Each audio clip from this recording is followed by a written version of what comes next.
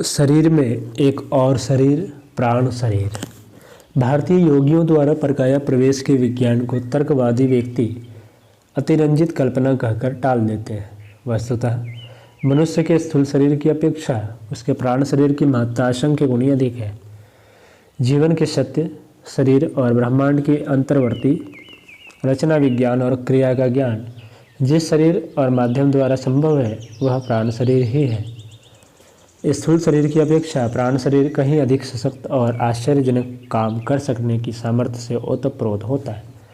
प्रशांत महासागर में समाओ द्वीप के निकट एक जीव पाया जाता है, उसे पैलोलो कहते हैं। यह जल में छिपी चट्टानों में घर बनाकर रहता है और वर्ष में 2 बार अक्टूबर तथा नवंबर के उन दिनों में जब चंद्रमा आधा होता है और ज्वार अपनी छोटी अवस्था में होता है, यह बाहर निकलकर पानी की सतह पर आता है और सतह पर आकर अंडे देकर फिर वापस चला जाता है। अंडा देने वाले और वापस चले जाने में कोई विचित्र बात नहीं है।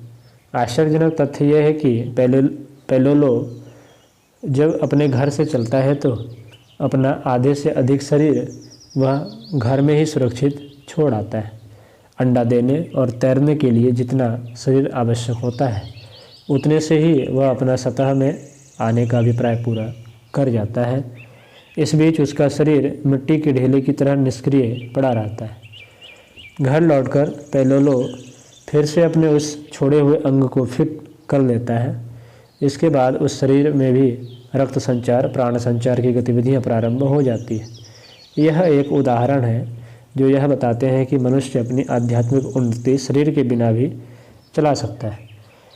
शरीर से तो उसका संबंध कुछ वर्षों का, अधिक से अधिक 1 शताब्दी का ही होता है, पर प्राण शरीर उसकी जीवन धारण करने की प्रक्रिया से लेकर मुक्ति पर्यंत साथ साथ रहता है। बालक गर्भ में आता है तब वह किसी प्रकार का श्वास नहीं लेता, फिर भी उसके शरीर में ऑक्सीजन की पर्याप्त मात्रा पहुंचती है और शरीर के विकास की गति चलती रहती है। उस समय बच्चे की नाभि का संबंध माँ की नाभि से बना रहता है। नाभि सूर्य का प्रतीक है। प्राणायाम द्वारा वस्तुतः सूर्य चक्र का ही जागरण किया जाता है, जिससे आत्मा अपना संबंध सीधे सूर्य से जोड़कर प्राणाग्नि का विकास करती रहती है। प्रारंभ प्राणायाम की क्रियाओं से होता है और चरम विकास ध्यान, धारणा और समाधि अवस्था में। मुक्ति और कुछ नहीं, प्राणमय शरीर को सूर्य के बृहद प्राण में घुलाकर स्वयं आद्यशक्ति के रूप में परिणत हो जाना होता है। जिस प्रकार नदी से एक लोटा जल लेने से लोटे के जल की सत्ता अलग हो जाती है, पर नदी में उड़ेल देने के बाद वह जल फिर नदी हो जाता है, वैसी ही गति प्राण की भी होती है। शरीर के न रहने पर भी प्राणों की में गति बनी रहती है।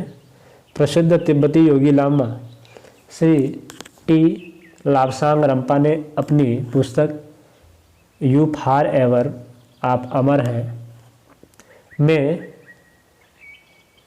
मनुष्य का तेजोबलय चतुर्थ आयाम में एक घटना का वर्णन करते हुए लिखा है। फ्रांस क्रांति के समय एक देशद्रोही का सिर काट दिया गया।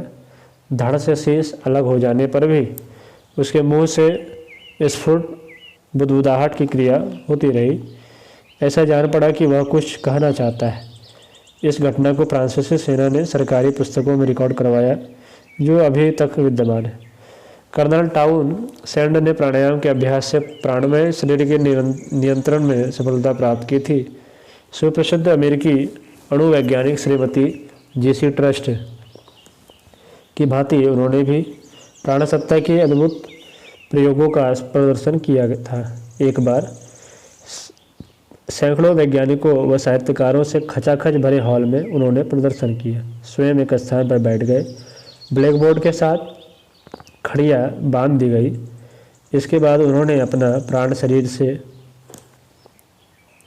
बाहर निकलकर अदृश्य शरीर से ब्लैक बोर्ड पर बोले हुए अक्षर लिखे सवाल हल किए। बीच बीच में वे अपने शरीर में आते जाते और वस्तु स्थिति भी समझाते जाते।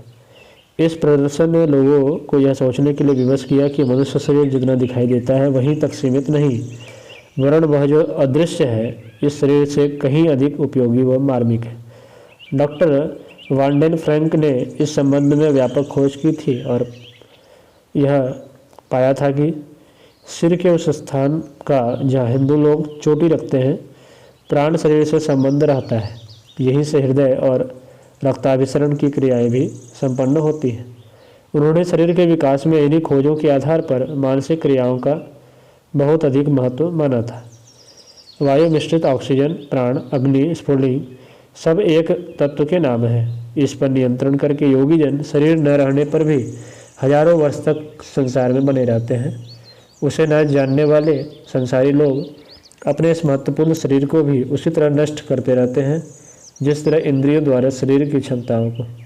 प्राण शरीर का विकास किए बिना जीवन के रहस्यों में गति असंभव है। आत्म साक्षात्कार और ईश्वर दर्शन नामुमकिन है।